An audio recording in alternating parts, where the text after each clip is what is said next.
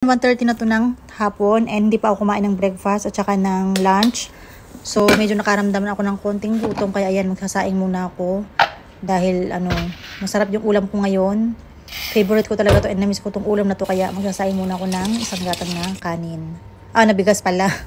Ayan, hinugasan ko muna ng mabuti itong bigas. Bali yung gamit ko nga palang bigas ngayon ay basmati rice.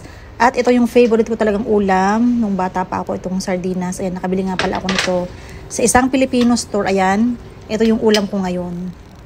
Tanggalin ko muna yung sabaw no, pero hindi ko yun itatapon dahil isasabaw ko yan mamaya sa kanin kapag kumakain na ako. Dudurugin ko muna itong sardinas pero hindi naman masyadong durog kasi gusto ko dito yung may kinakain pa akong buo-buong sardinas. Ganon, ayan. Nilagyan ko nga pala ito ng 2 itlog at gagamit nga pala ako dito ng sibuyas, kalahati lang.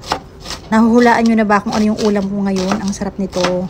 No, lalo ko tuloy ng bata pa ako. Favorite ko talaga to lalo kapag nilagyan ko ng asin at toyo. Ang sarap talaga, grabe. Namiss ko talagang kumain nito.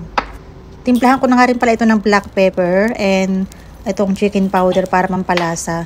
Hindi na nga pala ako dito maglalagay ng asin dahil mamaya yung sauce is lalagyan ko siya ng toyo. Ayan. Saktong-sakto lang yung alat nito. Ayan, mainit na yung kawali. Naglagay na ako dito ng saktong mantika lang. Ayoko na masyadong mamantika. Eto na yung ulam na sinasabi ko sa inyo. Ayan, di ba? Namiss ko talagang kumain nito. Grabe. Hindi ko alam kung sa Pilipinas pa ako last na kumain nito. Baka, hindi ko na maalala. At nag-crave nga ako kasi may nakita akong video na kumakain nito. So, kaya nag-crave talaga ako ng bongga. Ayan, napaluto tuloy ako.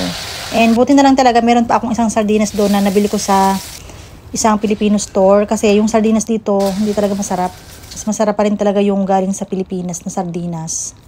Ayan, luto na yung ulam ko. Pwede nang kumain. Ayan yung ating ulam, tortang sardinas. Saktong-sakto maulan yung panahon. 2 PM na. So, ngayon pa lang ako kakain. So, namiss ko talagang kumain ng ganito. Ayan, syempre, meron tayo ditong rice. And ito yung sabaw ng sardinas. So, lalagyan natin to ng kalamansi. Ayan. Ayan, sasabaw natin sa kanin. O, ganyan, o. Ayan, o, yung sardinas. Wow, grabe. Sardinas. Sarap. Ayan. Tapos meron tayo ditong kamatis.